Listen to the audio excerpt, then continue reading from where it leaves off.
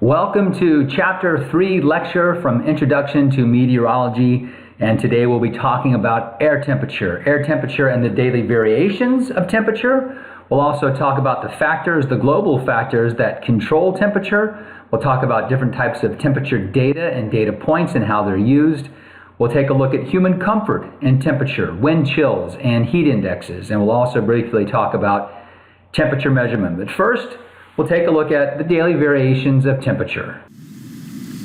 The daily variations of temperature. We know that the atmosphere is heated from below. The atmosphere acts as a window or is essentially transparent to the sun's incoming shortwave radiation, that insolation from the sun. The shortwave radiation of the sun moves through the atmosphere, some of it being absorbed, very little, some of it being scattered, some of it being reflected, but most of it reaches the ground. The Earth absorbs that radiation, the Earth is warmed, and then re-radiates away long-wave radiation that is absorbed by selective absorbers, our greenhouse gases. But the main warming of the atmosphere occurs from below as the warm Earth heats the first few centimeters of air, and those first few centimeters of air then rise or lift by convection to warm the rest of the atmosphere.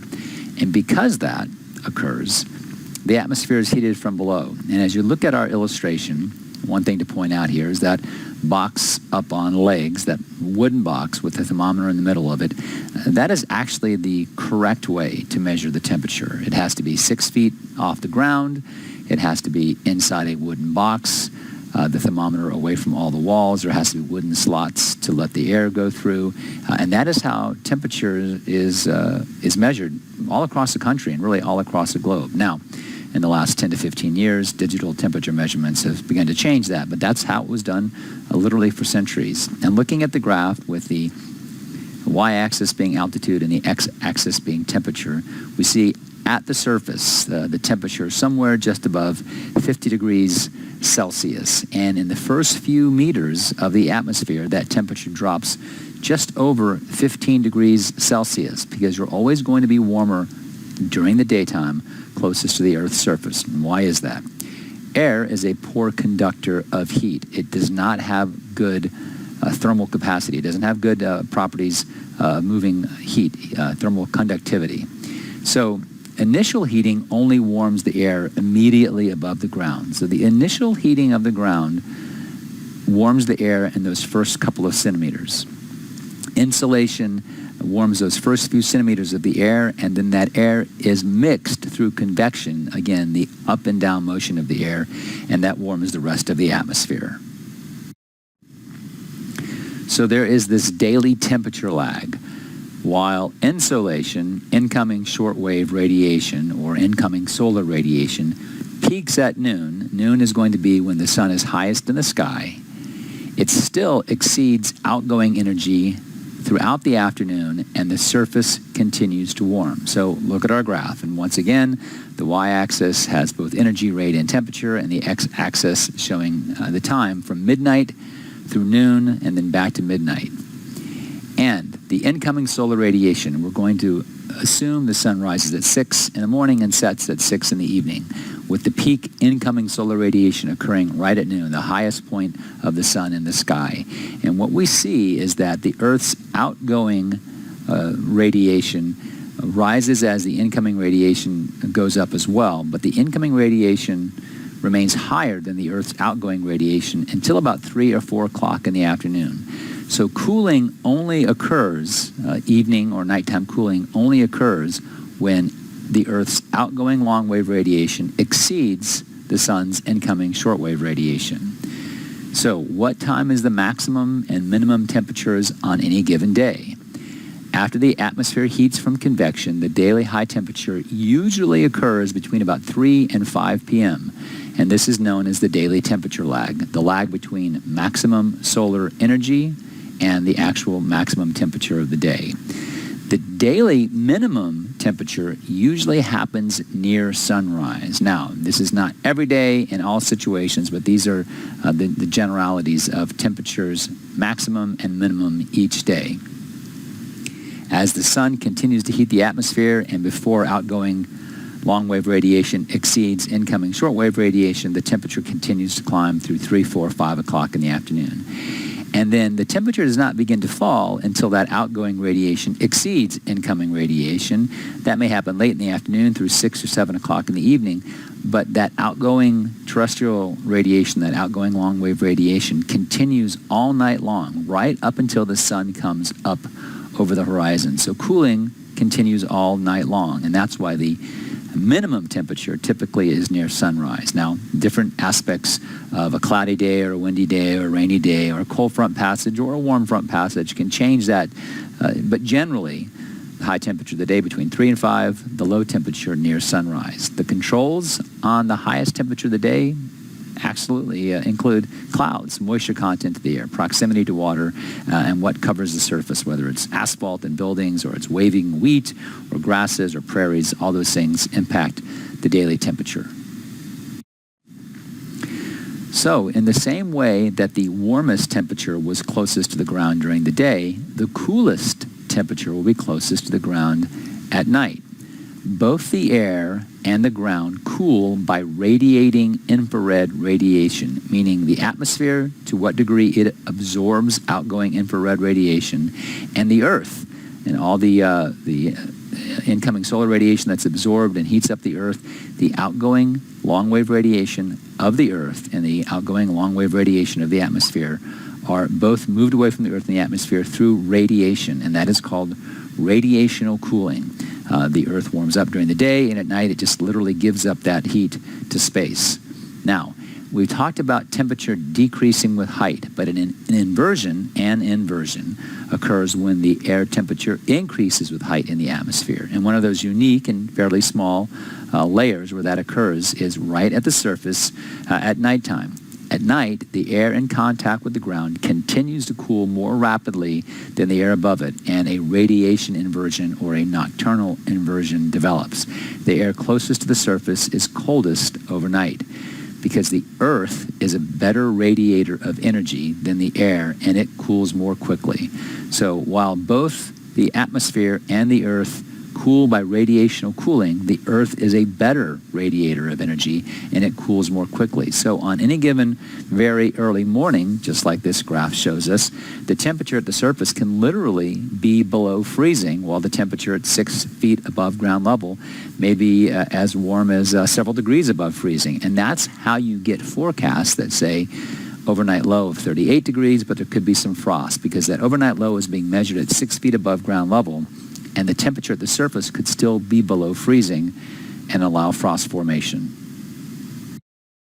As the sun rises in the morning, the Earth's surface warms more quickly than does the air above.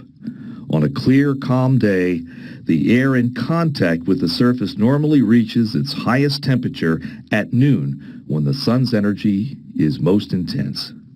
However, the air several meters above the ground, where thermometers are usually located, typically reaches its highest temperature later in the afternoon. At night, the ground cools more quickly than the air. This situation causes the air in contact with the ground to become colder than the air several meters above, and a temperature inversion forms just above the Earth's surface. So, looking at both of these pictures at the bottom, calm air, dry air, long nights, and cloud-free nights promote strong inversions or promote significant cooling. By contrast, cloudy skies and windy weather keep daytime temperatures cooler. So, what allows for both day and night to be cooler than normal? Well, in the case of nighttime, it's calm air, dry air, long nights, and cloud-free nights. That allows the Earth to cool very quickly. So look at the far right. Infrared radiation is escaping to space very easily on a clear, calm, dry night. Look on the left, the warmer night. Cloud cover both absorbs and re-radiates away infrared radiation, and that night will be warmer. It's the opposite with the daytime. In the daytime, calm air, clear skies, even dry conditions will allow all of the sun's incoming solar radiation to strike the Earth and make for a warmer day.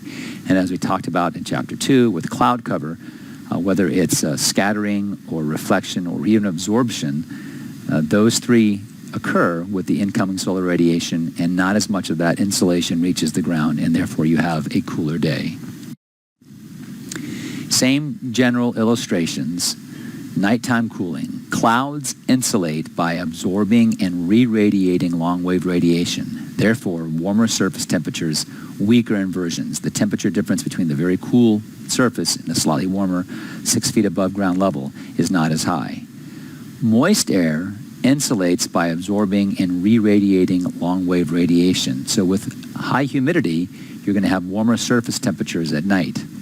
Wind insulates by mixing the air. And so when you have windy conditions, you'll have warmer surface temperatures at night. Of course, the longer the night is, the longer the surface has to cool. So a longer night will provide for cooler surface temperatures. So each factor has a different impact. Clouds during the day, keeping it cooler. Clouds at night, keeping it warmer. Clear skies during the day, making it warmer. Clear skies at night, making it cooler. Wind during the day makes it feel a little bit cooler. A windy day is going to feel a little cooler. Wind at night mixes the atmosphere up. Cooling does not happen as efficiently, and windy nights tend to be a little bit warmer. What are the controls of temperature on a global scale, not even a regional scale? Well, we have 4 of them: latitude, land-water distribution, ocean currents, and elevation. Latitude refers to the sun's angle of incidence as determined by latitude. The higher the angle of incidence, the more warming capacity of the sun's rays. The highest angles of incidence being at lower latitudes, such as the equator. Land-water distribution is another control of temperature. The unequal heating and cooling properties of land and water have a big impact on the climate of a region.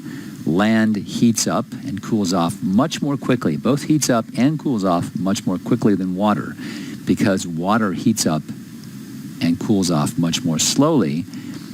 Areas near large bodies of water have a moderate climate. They don't get as cold, but they also don't get as warm. Land-water distribution and the unequal heating and cooling properties of land and water being a major control of temperatures.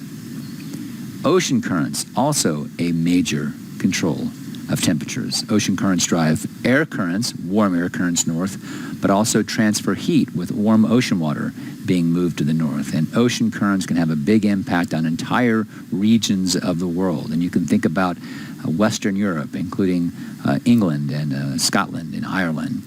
Those are at very high latitudes, the same latitudes of northern parts of Canada, but they are much, much warmer year-round because the Gulf Stream current, which we'll show you in a few minutes, brings warm water to those areas. And elevation acts very similar to latitude. We're at higher elevations, you're colder than at lower elevations.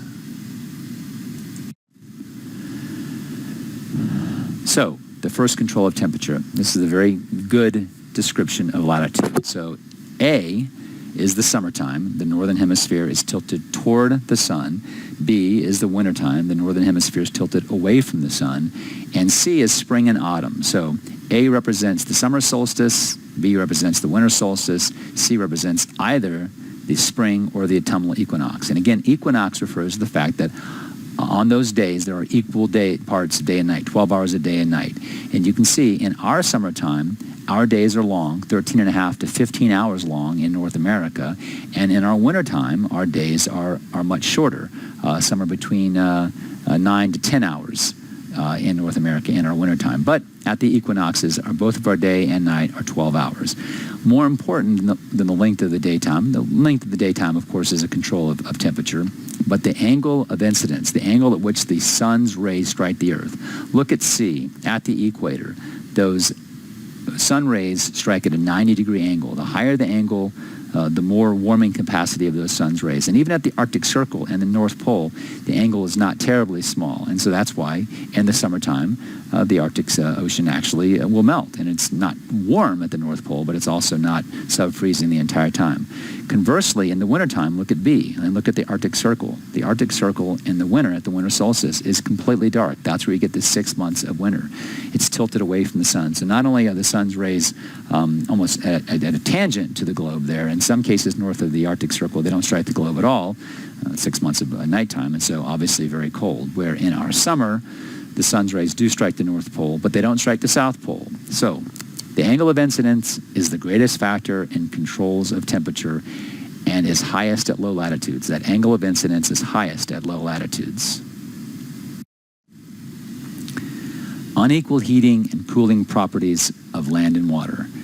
Specific heat of water is higher than specific heat of land. The specific heat is the amount of energy needed to raise the temperature of 1 gram of a substance by 1 degree Celsius. And we know that it takes 1 calorie of heat to raise 1 gram of water by 1 degree Celsius. Most other substances require less heat than that. So water requires the most heat to heat up, but it also requires the removal of more heat to cool off. So that's the first reason why water heats up and cools off more slowly than land, the specific heat of water. The second reason that water heats up and cools off more slowly than land is that insolation, incoming solar radiation, or incoming shortwave radiation, only heats a thin layer of soil, meaning it only has to heat that very, very first thin layer of soil, whereas the rays of the sun penetrate and have to heat a much deeper layer of water. So the sun is much more efficient at heating the earth than it is at heating water, and therefore water, again, the world's oceans and large lakes, heat up and also cool off more slowly than land. Also, with land, soil, there's no circulation, meaning the cold rocks 6 feet under stay cold and 6 feet under. Whereas with the ocean and even lakes, if it's colder a few feet below the surface, circulation of water tends to move that water around. And so the warmer water at the surface gets pulled to deeper depths, the cooler water at the deeper depths gets pulled to the surface, and it takes much more heat to warm up an ocean or a lake or a gulf.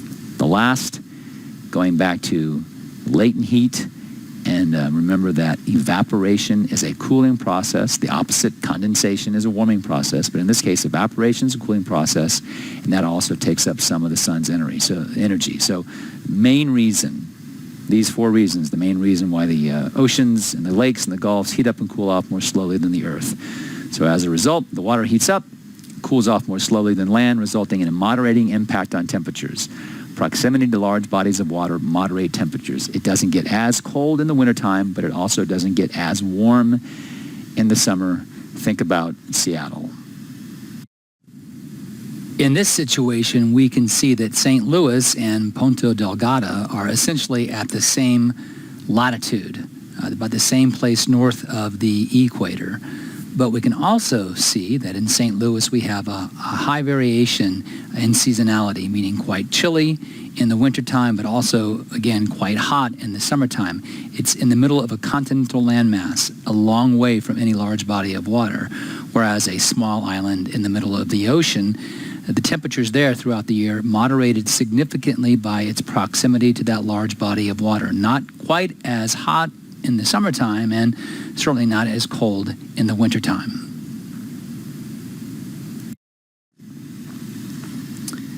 Ocean currents as a control of temperatures. So these are the great ocean currents of the world. There are 5, what we refer to as gyres, G-Y-R-E-S, 1 in the North Pacific, 1 in the South Pacific, 1 in the North Atlantic, 1 in the South Atlantic, and 1 huge one between Antarctica and South America, Australia, and Africa, and Indonesia and South Asia, called the Antarctic Circumpolar Current.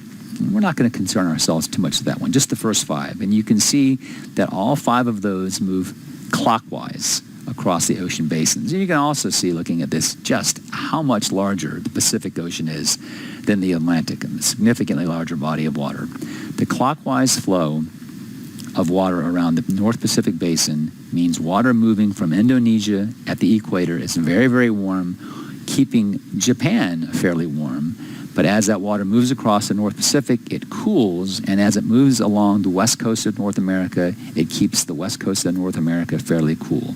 Think about going in the Pacific Ocean if you've ever had the chance. It is so much colder, even in the summertime, than the Atlantic Ocean. As a matter of fact, Mark Twain said the longest winter he ever spent was one summer in San Francisco, because that cold California current keeps San Francisco and Central California very, very chilly, even in the summertime. The opposite occurs in the Atlantic Ocean, because we are on the west side of the ocean basin, the east side of the continent, the west side of the basin, and again, that Gulf Stream, nice and toasty warm, and as it moves by Florida and the southern states, it keeps our area very warm, very humid, and really dramatically modifies our climate. But look at that warm water traveling across the North Atlantic, straight toward the Iberian Peninsula, the Bay of Biscay, and the British Isles again. And that's why Western Europe, which is at the same latitude as northern parts of Canada, is so much warmer than North Canada because of that Gulf Stream. And the other effects also occur in the Indian Ocean,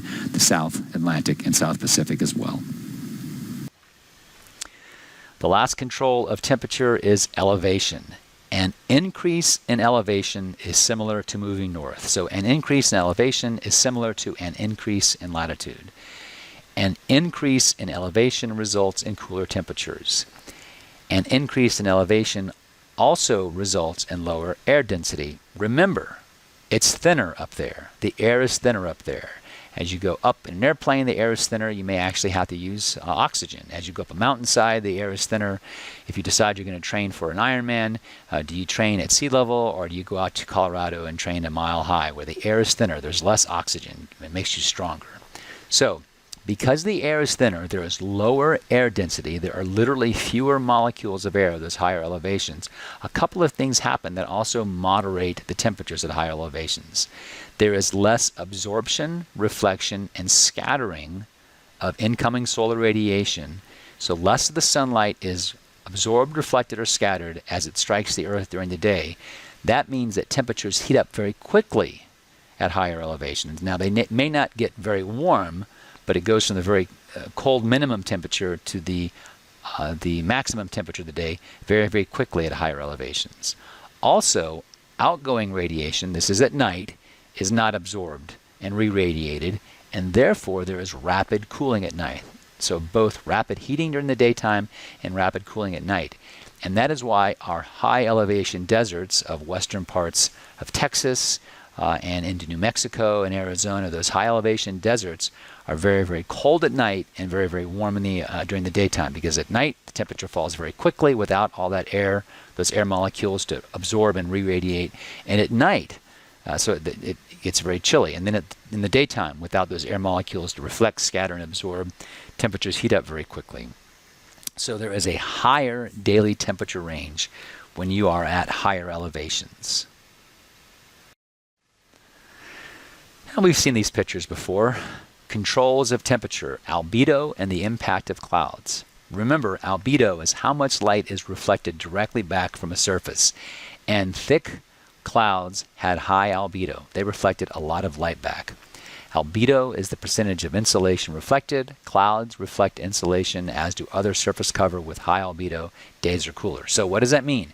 If there's high albedo, thick clouds, or surface cover that has high albedo, your days will be colder. Again, last lecture I mentioned fresh snow has very, very high albedo, reflects more than 90% of the sunlight back, and so fresh snow will keep temperatures colder than literally old snow. If you take fresh, crisp, white snow, it's going to reflect all that light very easily.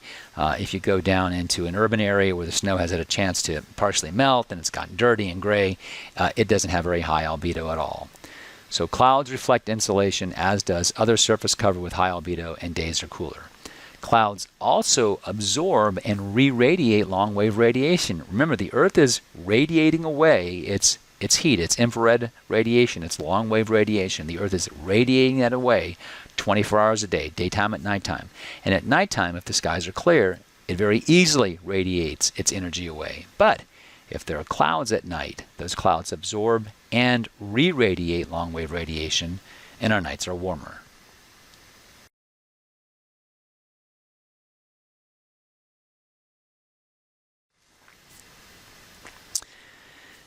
Temperature data. And this applies more to climatology and in the nomenclature of climatology, what people are talking about when they say different things. And we'll go through this quickly. This is all in your book. The daily or diurnal temperature range is the difference between the daily high and low temperature. And it's, again, greatest next to the ground. Now, you've probably heard the term nocturnal. If you have a cat, you may know your cats are nocturnal. They run around at night. Diurnal is the opposite of nocturnal. It means during the day. So diurnal is a term in weather that means during the day. So the daily temperature range is the difference between the high and the low temperature. So if the daily temperature range in Florida was 30 degrees, that could mean the morning low was 60 and the afternoon high was 90. The mean daily temperature is the average high and low temperature in a 24-hour period. So with that other example of 60 and 90, the mean or the average daily temperature for the day would be 75 degrees, the average of 60 and 90. The mean monthly temperature is the average of all those mean daily temperatures. So let's just say, because it was a crazy month, every single day in the month had a mean temperature of 75, then the mean monthly temperature would also be 75. The mean monthly temperature is an average of mean daily temperatures. The annual temperature range, or the annual range of temperature, is the difference in average temperatures of the coldest and warmest month. So typically our coldest month will be January, February, or our warmest month will be August and September. The difference between the coldest and the warmest will be the annual range of temperatures for our area. And mean average annual temperature is the average of those 12 monthly average temperatures. Now, when it comes to energy and the purchase of oil and natural gas and coal for heating and for use in electricity for cooling, people that work in those markets refer to two terms, heating degree day and cooling degree day. And if the average temperature is more than 65 degrees, then let's say it is the average temperature for a day is going to be 66 degrees. That is 1 cooling degree day. If the average temperature was 70 degrees, that would be 5 cooling degree days. So when people working in energy markets are looking at a seasonal forecast, they'll come up with a number. Maybe it's 250 heating degree days, and that tells us how much natural gas or how much coal or how much oil they need to have for that upcoming season. So now we want to talk about temperature and human comfort. The human body's perception of temperature changes with varying atmospheric conditions. So the temperature may be 85, but it actually feels like it's 95 because of high humidity. Or the temperature may be 35, but it actually feels like 25 because of high wind speeds. The sensible temperature is the temperature we perceive regardless of what the air temperature is. Two types, wind chill and heat index. Now those are both human constructs, something that we've made up to define a phenomenon that we see in the atmosphere. In the case of wind chill, it is the colder temperatures we feel because of wind. In the case of the heat index, it's the higher temperatures we feel because of high humidity. Wind chill is the impact of wind sweeping an insulating layer of warm air away from exposed skin. The body operates at 98 degrees plus. It warms a layer of air around it, and that layer of air acts as an insulating layer. If it's windy and the wind can strip away that insulating layer, your body has to produce more heat in order to keep itself warm, and we actually feel colder than the actual temperature. If this process continues, the whole body exposed to wind in a very cold environment, and the warmth of our body continues to be stripped away, and our central temperature, our core temperature, human body's core temperature, falls far enough, then hypothermia can set in, which is the rapid, progressive mental and physical collapse that accompanies the lowering of human body temperature. So wind chill is how much colder it feels because it's windy, but it has to be exposed skin, not something under a scarf or under a hat or under a jacket. It's all exposed skin. Your fingers, your lips, your nose, hopefully not your toes, but if they're exposed to the wind, they can have wind chill as well. Heat index is the opposite, and it occurs because of high water vapor content. Well, what's a better word for high water vapor content? High humidity, the amount of humidity in the air. Water vapor is invisible. Look around the room. You don't see the water vapor in the room. There is humidity in this room. There is water vapor in the room. You just can't see it. When you look outside in the atmosphere, you don't see it there either. You do see clouds, but those clouds aren't water vapor. They are water droplets. So the higher the water vapor, the poorer the evaporative process is, meaning evaporation can't happen as easily if there is high water vapor content. So why do we sweat? We don't sweat to get liquid on our bodies. That only makes us feel worse when it's hot. Our clothes get damp and it's just, well, it's icky. We sweat because the idea is for the sweat that goes out on your skin to evaporate, and as you know, evaporation is a cooling process. The heat index is the sensible temperature we feel as a result of the inability of sweat to evaporate, which is a cooling process, from the human body due to increased water vapor content of the air. So 85 degrees with 95% relative humidity may feel like 100, where 85 degrees with 40% relative humidity may just feel like 85 degrees. So again, here's your temperature measurement. There's lots of different types of thermometers, and your book discusses these thermometers in details. There's an actual picture of one of those temperature recording sites. You have your typical thermometer in the top where your liquid, usually some type of a mercury, will climb up the thermometer when it warms up. That index marker will literally stay wherever it goes, and that gives you an idea of the highest temperature of the day. Another way they get high temperatures is with this constriction thermometer, where the mercury will go up the thermometer because it's just constricted at the bottom. It won't come back down. That'll also give you the highest temperature of the day. But there's lots of different types of temperature measuring devices, many of them now using electricity, or also using lasers to determine the temperature of the air. All right, that was Chapter 3 from Introduction to Meteorology. Next, Chapter 4, Humidity, Condensation in Clouds. What is humidity? What does it mean? How is it measured? And what does it tell us? And then once we know a little bit about humidity, how do we get water droplets? How do we get cloud droplets? How do we get rain droplets? And what are the different types of precipitation you might expect? And we'll be doing all of that in Chapter 4.